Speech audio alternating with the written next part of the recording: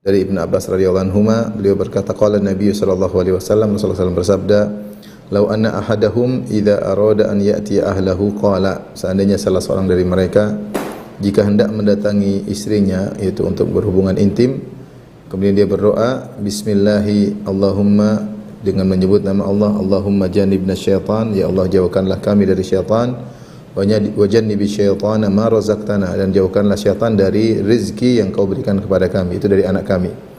Kata Nabi SAW, fa innahu in yuqaddar bainahuma waladun, jika seandainya ditakdirkan hasil hubungan intim tersebut anak di antara mereka berdua, fi dzalik lam yadhurruhu syaitanun abadan, maka syaitan tidak akan beri mudarat kepada anak tersebut selama-lamanya. Saya ulangi, Rasulullah SAW bersabda, jika salah seorang dari mereka ketika mendatangi istrinya membaca doa, bismillahi Allahumma jannibna syaitana wa jannibis syaitana ma razaqtana, yang artinya, ya Allah, dengan menyebut namamu, ya Allah jauhkanlah syaitan dari kami dan jauhkanlah syaitan dari anak kami, yang rezeki yang kau berikan kepada kami, yaitu anak. Jika, kata Nabi, jika ditakdirkan hasil hubungan intim tersebut ada anak, maka syaitan tidak akan beri mudarat kepada anak tersebut selama-lamanya. Ikhwan dan akhwat yang dirahmati Allah Subhanahu wa taala, sungguhnya syaitan berusaha menggoda manusia dalam segala hal, ya. Bahkan nongkrong untuk menggoda manusia, seperti dalam hadis, inna syaitana yajlisu li ibni Adam bi atrukih, ya.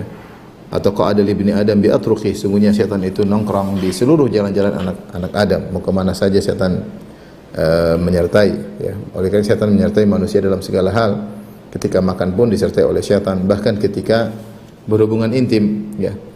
Makanya di antara tafsir firman Allah Subhanahu wa taala surat Al-Isra ayat 64, wasyarikum fil amwali wal aulad, itu bahwasanya syaitan syaraka, yaitu syaitan menyertai manusia dalam harta dan anak-anak. Dalam harta maksudnya syaitan menggoda manusia untuk menggunakan harta pada hal-hal yang tidak bermanfaat, pada kemaksiatan, ya, untuk harta tersebut dikeluarkan tabdzir, ya, atau menggunakan harta tidak pada tempatnya. Demikian juga fil aulad, syaitan juga menyertai manusia dalam anak-anak. Sebagian ahli tafsir mengatakan yaitu bahwasanya syaitan ikut serta kepada manusia, ya, ketika seorang manusia menggauli istrinya. Diriwayatkan dari Mujahid, dia berkata, idza jama'a ar-rajulu wa lam yusammi tawal jan ala ihlilihi fajama'a ma'ahu, ya. Jika seorang laki sedang menggoda atau sedang mendatangi istrinya, kemudian dia tidak menyebut nama Allah Subhanahu wa taala, maka syaitan masuk ke dalam, ya, kemaluannya, kemudian ikut menjima istrinya. Fadzalika qauluhu ta'ala, oleh karenanya Allah berfirman, lam yatamithunna insun qablahum wala jan, ya. Bahwasanya di surga sana Allah siapkan bidadari yang tidak pernah disentuh oleh manusia maupun jin. Tidak pernah disentuh oleh manusia maupun jin. Oleh karenanya para ulama mengambil dalil dari ayat ini bahwasanya bidadari yang disediakan oleh Allah di surga tidak pernah disentuh oleh manusia dan jin, menunjukkan bahwasanya wanita di dunia bisa disentuh oleh manusia dan jin. Di antara sentuhan jin kepada seorang wanita ketika suaminya berhubungan dengannya kemudian tidak menyebut nama Allah Subhanahu wa taala, maka syaitan ikut menggauli, ya. Oleh karenanya di antara agar syaitan tidak ikut menggauli, maka seorang berdoa, Allahumma jannibna syaitan, bismillah Allahumma jannibna syaitan, ya Allah jauhkanlah syaitan dari kami, itu ketika kami berhubungan, ya. Menunjukkan syaitan hadir ketika seorang hendak berhubungan. Makanya di antara adab ketika berhubungan, seorang ketika membuka pakaian dia bilang bismillah. Karena di antara kalau kita sudah dalam ruangan tidak dilihat oleh manusia, tetapi mata jin bisa melihat. Dan di antara yang bisa membuat jin tidak melihat adalah seorang ketika membuka pakaiannya dia mengucapkan bismillah. Bismillah sehingga jin tidak bisa melihat auratnya. Apalagi kemudian ketika dia hendak berhubungan dia berdoa, ya Allah jauhkanlah syaitan dari kami. Dalil bahwasanya syaitan hadir ketika itu, ya. Kemudian bukan cuma itu, seorang tidak hanya memikirkan dirinya saja dengan istrinya, tapi dia memikirkan hasil dari hubungan intim tersebut, yaitu anak. Maka dia lanjutkan doanya dengan berkata, wajannibis syaitana ma razaqtana. Ya Allah, jauhkanlah syaitan dari anak yang merupakan rezeki darimu, yaitu kalau dari hubungan intim ini punya anak, maka jauhkanlah godaan syaitan darinya. Maka Nabi berkata, seandainya dari hasil hubungan intim tersebut lahir anak, maka lam yadhurrahu syaitanun abadan, maka syaitan tidak akan menggodanya selama-lamanya. Maka ada khilaf di kalangan para ulama tentang makna lam yadhurrahu syaitanun abadan, syaitan tidak akan menggodanya selama-lamanya. Ada yang mengatakan syaitan tidak akan mengganggu badannya, fisiknya insyaallah normal. Ada yang mengatakan syaitan tidak akan mengganggu akalnya, dia insyaallah tidak jadi orang gila, ya. Ada yang mengatakan syaitan tidak akan mengganggu agamanya, ya. Artinya bahwasanya bukannya dia maksum, bukan, tetapi maksudnya dia tidak akan kufur, dia tidak akan kufur, ya. Ada yang mengatakan kalau dia membaca doa dan doanya dikabulkan, wajannibi syaitana ma razaqtana, dan jauhkanlah syaitan dari anak kami, maka anaknya apapun yang terjadi dia akan mustaqim, ya. Mungkin dia melakukan maksiat tapi dia akan kembali lagi. Dia akan kembali lagi. Oleh karenanya penting seorang perhatikan doa ini dan tulus ketika membaca doa ini, ya. Jangan diremehkan, diremehkan, ya. Karena apalagi zaman sekarang mengurus anak tidak mudah. Godaan di luar begitu banyak, ya. Gadget, medsos, teman-teman yang nakal, anak-anak apalagi sifatnya ingin mencoba, kata mereka masih mencari jati diri, mumpung masih muda. Banyak sekali godaan di luar sana, ya. Di antara hal yang menyedihkan betapa banyak orang-orang yang mengeluhkan tentang putra-putrinya sudah sekian lama belajar di pondok, ya. Sudah belasan tahun belajar di pondok, ketika keluar tidak kuat menahan godaan di luar sana, akhirnya berubah dari jilbab besar menjadi jilbab kecil, akhirnya tidak pakai jilbab. Padahal lulusan pondok, ya. Demikian juga sebagian anak laki-laki yang tadinya rajin ke masjid menjadi malas ke masjid, kemudian kenal dengan teman-teman baru dan akhirnya tidak kuat iman mereka dan akhirnya terbawa. Di antara hal yang membantu kita untuk mendidik anak-anak di kemudian hari adalah kita berdoa dengan serius ketika hendak berhubungan intim dengan baca doa ini, bismillah, Allahumma jannibna syaitan wa jannibis syaitana ma razaqtana. Doa yang ringan insyaallah penuh berkah. Ya Allah, dengan menyebut namamu ya Allah, jauhkanlah kami dari syaitan dan jauhkanlah syaitan dari anak yang engkau anugerahkan kepada kami. Karena Rasulullah SAW menjamin sungguhnya kalau ditakdirkan punya anak dari hasil hubungan intim tersebut, syaitan tidak akan beri mudarat selama-lamanya. Ya, tidak akan beri mudarat selama-lamanya. Artinya bukan berarti anak ini menjadi maksum, tidak. Tapi maksudnya anak ini akan selalu istiqamah meskipun dia terjerumus dalam kemaksiatan, dia akan segera kembali. Kalau dia bermaksiat, dia akan segera bertobat, ya, sampai akhir hayatnya. Dan inilah karunia yang besar bagi seorang kalau punya anak yang soleh dan solehah, ya. Sungguh memiliki seorang anak yang soleh atau seorang putri yang solehah adalah seakan-akan seperti surga yang disegerakan. Dan sebaliknya jika seorang memiliki anak yang nakal, bejat, ya, seakan-akan neraka yang disegerakan. Taib, kita lanjutkan, ya.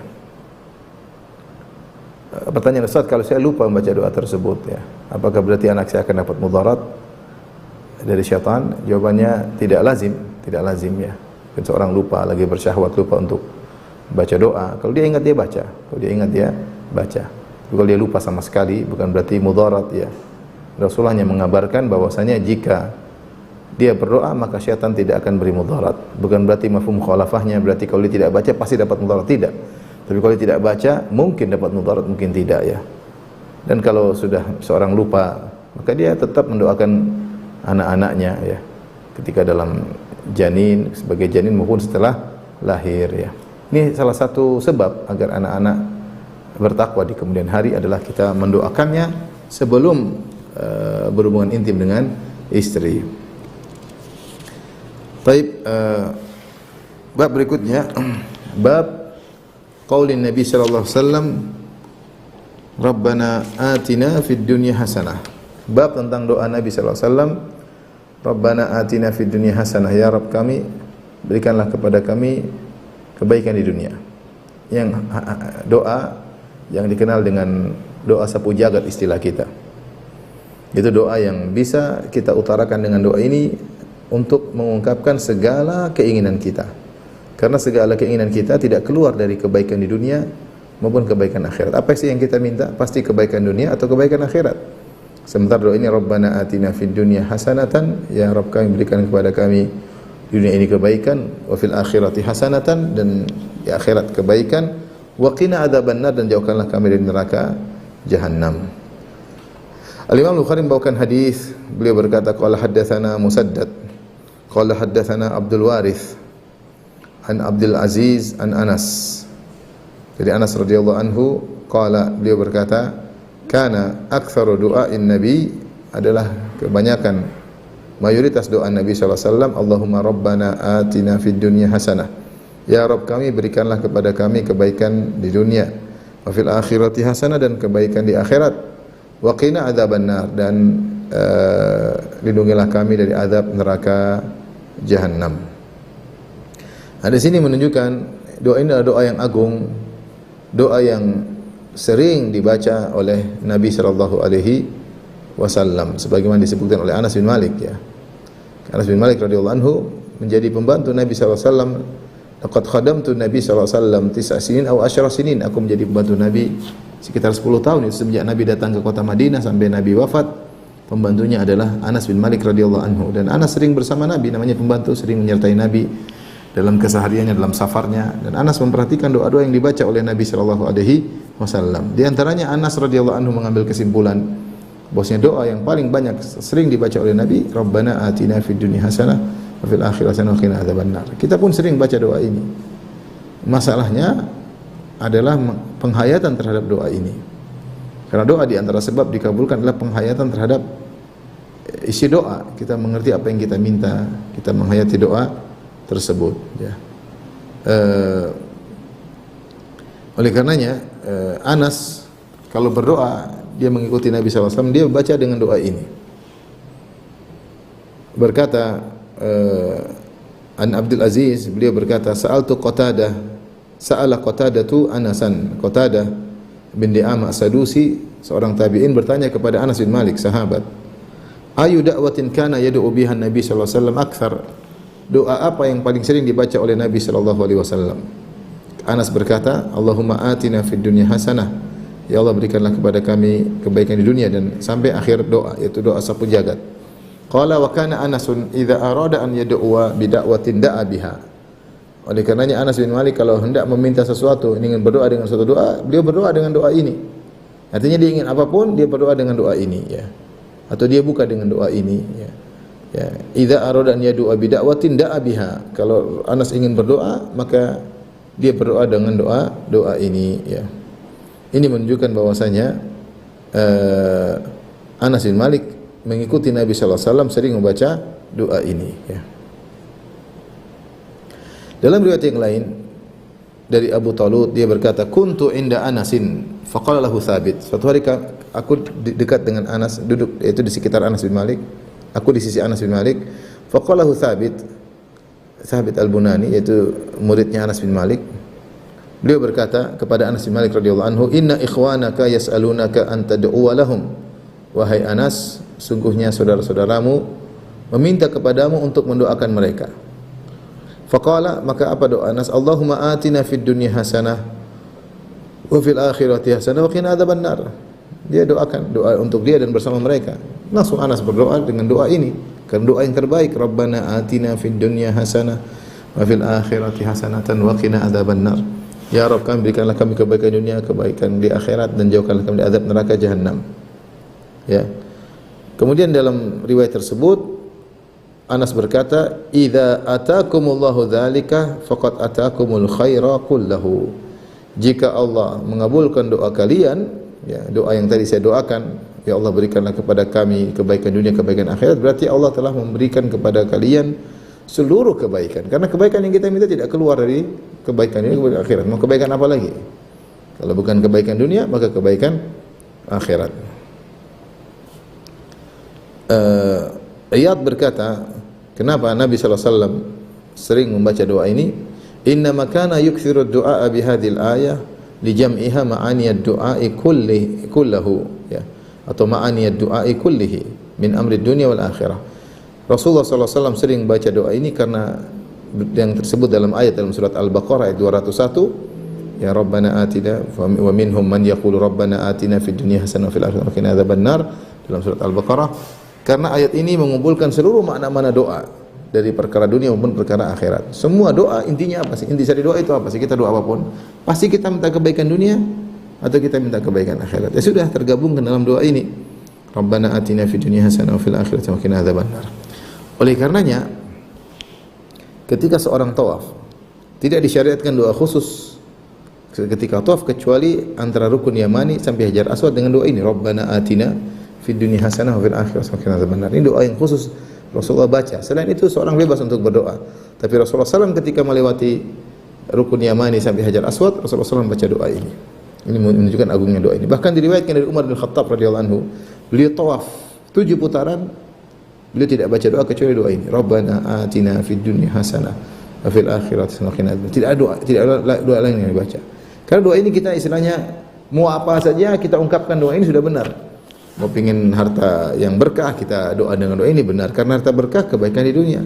Pingin istri soleha, kita berdoa dengan, kita mungkin tidak pandai mengutarakan, kita utarakan dengan doa ini, maka sudah benar, karena istri soleha adalah kebaikan dunia. Pingin anak soleh dan soleha, sama, berarti kita kepingin kebaikan dunia, ya, termasuk kebaikan dunia, ya.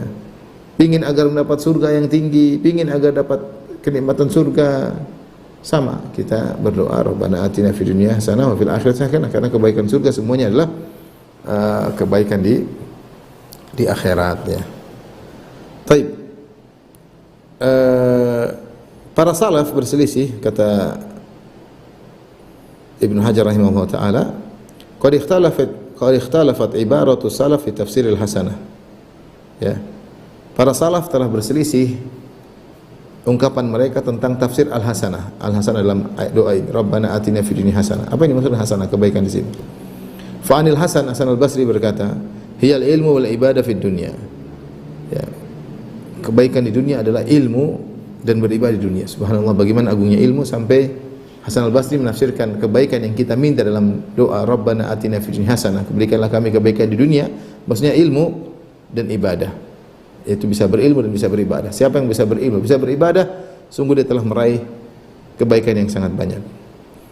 Diriwayatkan juga darinya, maksudnya dengan hasanatan fi dunya, kebaikan dunia, maksudnya rizqu thayyib wal ilmu nafi'.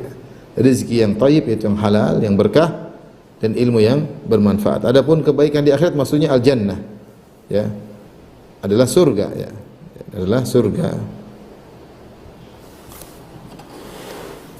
Ada yang mengatakan bahwasanya seperti Al-Qatadah mengatakan, apa itu hasanah fid dunya hasanah fil akhirah? Ya al-afiyah. Dia menafsirkan hasanah dengan al-afiyah, itu keselamatan. Keselamatan dunia, keselamatan akhirat. Itu sama, keselamatan kebaikan. Keselamatan kebaikan. Orang diberi keselamatan berarti dia telah selamat dari banyak mara bahaya di dunia maupun di akhirat, ya. Sehingga Qatadah menafsirkan al-hasanah dengan al-afiyah. Muhammad bin Ka'ab al-Quradi menafsirkan al-hasanah, beliau berkata, az-zaujatu salihah minal hasanat. Istri yang salehah termasuk hasanah. Dan juga diriwayatkan semisal Yazid bin Abi Malik, ya, menafsirkan hasanah fid dunya maksudnya zaujah salihah, dan benar bahwasanya istri salehah merupakan sepuncak-puncak kebaikan di dunia. Bagaimana tidak? Rasulullah SAW mengatakan, ad-dunya mata' wa khairu mata'id dunya al-mar'atu salihah. Dunia adalah kesenangan, dan kesenangan yang terbaik di dunia adalah istri yang salehah. Maka jika seorang berdoa dengan meniatkan untuk mendapatkan istri salehah atau punya istri yang salehah dengan doa ini, maka pas, Rabbana atina fid dunya hasanah, maksudnya dapat istri yang salehah, bukan istri yang namanya hasanah, ya, tapi istri yang salehah, ya. Kemudian sebagian salaf menafsirkan seperti Sufyan Ats-Tsauri, beliau mengatakan al-hasanah fid dunya ar-rizqu thayyib wal ilm. Ini sama seperti tadi diriwayatkan dari Al-Hasan, bahwasanya al-hasanah di dunia maksudnya rizki yang halal, yang berkah, yang thayyib, dan ilmu. Adapun di akhirat adalah surga, ya. Thayyib, mirip-mirip pernyataan para salaf, ya, intinya seputar dengan ilmu, ibadah, rizki yang halal, ya. Ada yang menafsirkan dengan hasanah maksudnya taisirul hisab, dimudahkan. Hasanah di akhirat maksudnya dimudahkan hisab dan masuk surga, ya. Auf berkata, "Man atahu Allahul Islam wal Quran wal ahl wal mal wal walad, faqad atahu fid dunya hasanah wa fil akhirati hasanah." Siapa yang masuk Islam, menguasai Al-Qur'an, diberi keluarga, diberi harta, diberi anak, sudah lengkap. Dia sudah dapat kebaikan dunia pun kebaikan di akhirat, ya. Kemudian di akhir pembahasan Ibnu Hajar menukil dari Ibnu Katsir. Ibnu Katsir sahibu tafsir, Ibnu Katsir Asy-Syafi'i. Ibnu Hajar sering menukil, kadang menukil dari Ibnu Katsir, terkadang menukil dari Ibnu Qayyim, kadang dari Ibnu Taimiyah. Subhanallah. Dia tidak maki-maki bilang mereka Wahabi, enggak, ya. Tidak maki-maki mengatakan mereka adalah Mujassimah, ya. Tapi dia nukil dari Ibnu Katsir, nukil dari Ibnu Qayyim, nukil dari Ibnu Taimiyah. Seperti dalam pembahasan dia nukil Ibnu Katsir. Wa qala Syekh Imaduddin Ibnu Katsir, al-hasanatu fid dunya tashmalu kulla matlubin dunyawi min afiyatin wa dari rahbah wa zawjatin hasanah wa waladin bar wa rizqin wasi' wa ilmin nafi' wa amalin salih wa markabun hani' wa thana'in jamil ila ghairi dhalika mimma syamilatu ibaratum fa innaha kullaha mundarijatun fil hasanati fid dunya. Kata Ibnu Katsir menyimpulkan, hasanah di dunia yang kita minta mencakup seluruh permintaan duniawi. Seluruh permintaan duniawi yang baik termasuk dalam hasanah, dalam kebaikan. Berupa apa? Berupa keselamatan, kesehatan, berupa tempat tinggal yang menyenangkan, berupa istri yang cantik, istri yang soleha, anak yang baik, rezeki yang luas, ilmu yang bermanfaat, amal soleh, tunggangan yang menyenangkan, citra yang baik di mata manusia. Ini semua termasuk dari hasanah fi dunia, ya. Saya ulangi, beliau menyebutkan kesehatan, rumah yang luas, istri yang cantik, yang soleha, anak yang berbakti, rizki yang luas, ilmu yang bermanfaat, amal soleh, tunggangan yang menyenangkan, dan citra yang baik di kalangan manusia. Ini semua contoh dari hasanah fi dunia. Wa amal hasanatu fil akhirah. Adapun hasanah di akhirat yang kita minta, fa'alaha dukhulul jannah, maka yang paling tinggi adalah masuk surga. Wa tawabi'uhu, dan kemudian yang menyertai masuk surga. Bagaimana masuk surga? Minal amni minal fazil akbar, seperti merasa tentram ketika hari ditiupkannya sangkakala. Fil arasat, ya, ketika di padang mahsyar. Wa taysiril hisab, dimudahkan hisab. Wa ghairi dzalika minal umuril akhirah, termasuk perkara-perkara akhirat yang lain yang agar dimudahkan oleh Allah. Ketika lewat sirat, ketika mizan, ketika di zulma, ketika di qantara, kita minta dimudahkan. Wa amal wiqayah min adzabin nar, adapun minta perlindungan dari azab neraka, fa huwa yaqtadi taysira asbabihi fid dunya min sinabil maharim wa tarki syubhat. Adapun ketika kita berdoa, wa qina adzaban nar, ya Allah jauhkanlah aku dari azab neraka jahanam, maksudnya mengkonsekuensikan untuk memudahkan sebab-sebab kita selamat dari neraka. Contohnya seperti apa? Sebab-sebab di dunia berupa menjauhkan perkara yang haram, itu dimudahkan agar menjauhkan perkara yang haram. Demikian juga untuk tarkus syubhat, dan juga untuk meninggalkan syubhat-syubhat, ya. Qultu awil afu mahdhan, kata Ibnu Hajar mengomentari perkataan Ibnu Katsir, beliau berkata, atau kita meminta perlindungan dari neraka jahanam, maksudnya minta diampuni oleh Allah Subhanahu wa taala. Jadi ini kesimpulan yang indah dari Ibnu Katsir yang dinukil oleh Ibnu Hajar. Hendaknya kita hadirkan ketika kita berdoa dengan doa ini. Rabbana atina fid dunya hasanah wa fil akhirati hasanah, 3 permintaan, wa qina adzabannar. Baik, kita ulangi. Apa itu Rabbana atina fid dunya hasanah? Ya Allah, berikanlah aku kebaikan di dunia. Tadi Ibnu Katsir mengatakan kesehatan, istri yang soleha, anak yang berbakti, rumah yang luas, rumah yang lapang maksudnya, rezeki yang luas, ya. Kemudian ilmu yang bermanfaat, amal soleh, kendaraan yang mengenakan, ya, dan citra yang baik di hadapan manusia. Hadirkan dalam diri kita 9 makna ini. Saya ulangi, apa maknanya? Hasanah fid dunya, kebaikan dunia, afiyah, itu kesehatan, kemudian rumah yang nyaman, istri yang cantik dan soleha, anak yang berbakti, rezeki yang lapang, ilmu bermanfaat, amal soleh, tunggangan yang menyenangkan, dan citra yang baik di hadapan manusia. Kalau kita bilang wa fil akhirati hasanah, ya Allah berikanlah kebaikan di surga. Maksudnya adalah masuk di akhirat, berikan kebaikan di akhirat. Maksudnya apa? Masuk surga. Dan semua hal yang menyertai masuk surga. Seperti merasa aman ketika ditiupkan sangkakala atau hari kebangkitan, ketika di padang mahsyar, agar dimudahkan hisab, agar dimudahkan mizan, agar dimudahkan ketika melewati sirat dan seterusnya.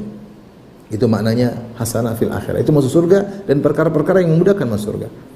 Kemudian wiqayah dari neraka jahanam, maksudnya ya Allah lindungilah aku dari sebab-sebab membuat aku bisa masuk neraka jahanam. Contohnya seperti di dunia, ya Allah jauhkanlah aku dari perkara-perkara yang haram.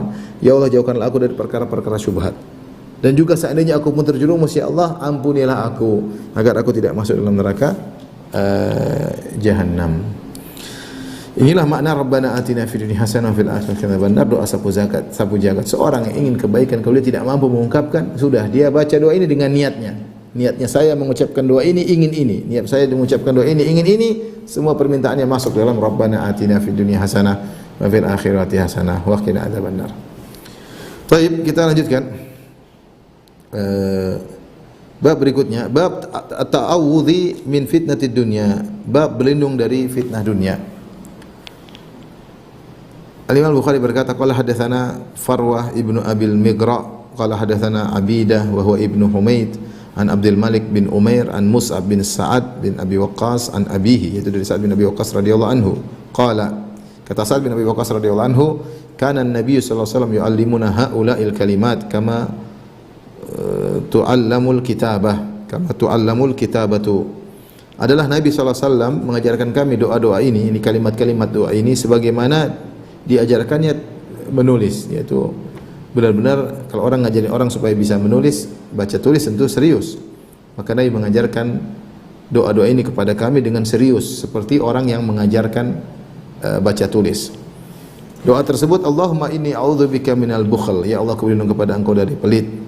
Wa a'udzubika minal jubn, aku berlindung kepada Engkau dari pengecut.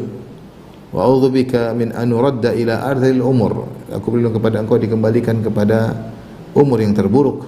Wa a'udzubika min fitnatid dunya wa adzabil qabr, aku berlindung kepada Engkau dari fitnah dunia dan azab kubur. Itu sudah berlalu bahasanya, kita ulangi lagi, yaitu ya Allah aku berlindung kepada Engkau dari rasa pelit, pelit terhadap harta, pelit terhadap ilmu, pelit terhadap waktu, pelit terhadap ide, pelit banyak ya. Ada orang pelit harta, ada orang pelit ide, ada orang pelit waktu ya. Kalau memang semua bermanfaat tidak jadi masalah. Waktu kita berikan untuk manfaat tidak jadi masalah. Ide kita berikan untuk tidak masalah. Harta kita berikan bermanfaat, tenaga kita berikan, pikiran kita berikan kepada orang lain kalau bermanfaat tidak jadi masalah. Lihatlah Nabi SAW adalah orang yang sangat dermawan. Dermawan dengan hartanya, dermawan dengan waktunya untuk kepentingan kaum muslimin, dermawan dengan ilmunya. Bahkan saking dermawan dengan ilmunya, Rasulullah SAW ketika ditanya sesuatu, dia jawab lebih daripada yang dibutuhkan. Seperti dalam hadis ketika Rasulullah SAW ditanya, ya Rasulullah, inna narkabul bahra wa nahmilu ma'ana al-qalila minal ma' fa in tawadda'na bihi atishna afana tawadda'u bima'il bahr. Ada hadis, dalam hadis Abu Hurairah ada orang bertanya, ya Rasulullah, kita berlabuh di lautan ya Rasulullah, dan kami hanya bawa air tawar sedikit. Kalau kami berwudu dengan air tawar, maka kami akan kehausan. Bolehkah kami berwudu dengan air laut? Pertanyaan demikian. Kami berlabuh di lautan dan kami hanya membawa sedikit air tawar. Kalau kami berwudu dengan air tawar, maka tidak ada air buat minum, akan terbuang-buang air tersebut. Maka bolehkah kami berwudu dengan air laut? Ini pertanyaan. Apa jawaban Nabi SAW? Huwa at-tahuru ma'uhu al-hillu maitatuhu. Sungguhnya air itu suci dan mensucikan. Air laut itu suci dan mensucikan. Kemudian bangkainya pun halal, bangkai ikannya pun halal. Rasulullah harusnya menjawab cukup sampai di situ. Huwa at-tahuru ma'uhu. Air laut itu suci dan mensucikan. Maka sudah cukup. Artinya kalian boleh berwudu dengan air laut, boleh mandi junub dengan air laut karena air laut suci dan mensucikan. Lihat pertanyaan tentang wudu. Tapi Rasulullah beri jawaban, air laut itu bukan cuma untuk wudu aja, mandi junub juga boleh. Karena bisa jadi seorang di tengah perjalanan junub ya, keletihan kemudian junub. Kemudian Rasulullah tambah lagi bahwasanya al-hillu maitatuhu, bahwasanya bangkainya halal, artinya bisa jadi dapat ikan jadi bangkai, maka halal dimakan.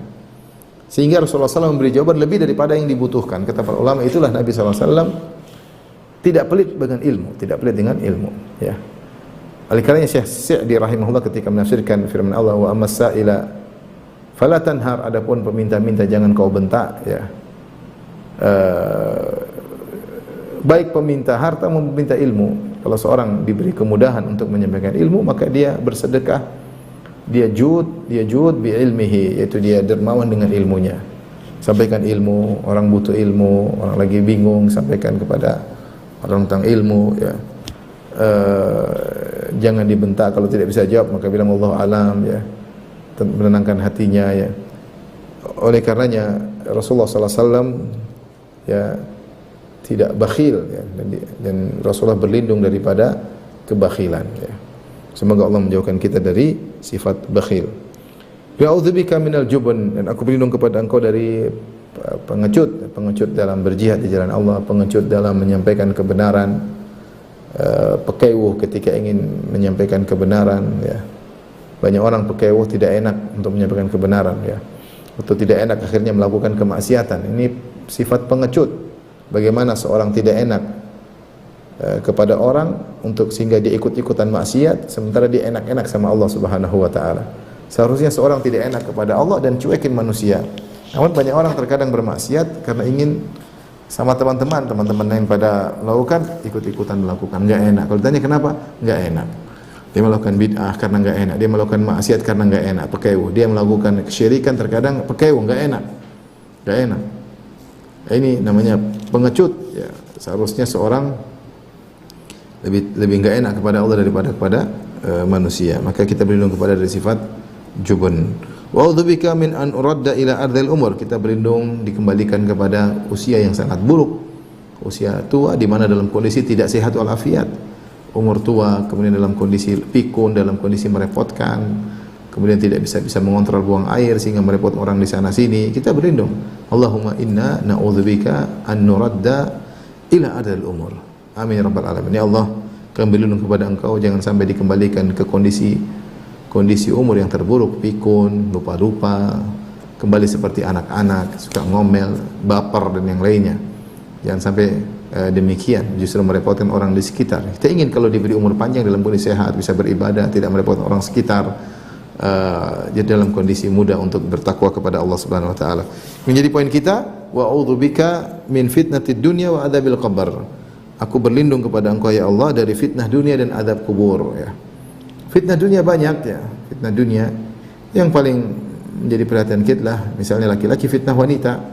Hati-hati, fitnah wanita ini sangat menggoda dan bisa membuat orang banyak melakukan maksiat, ya.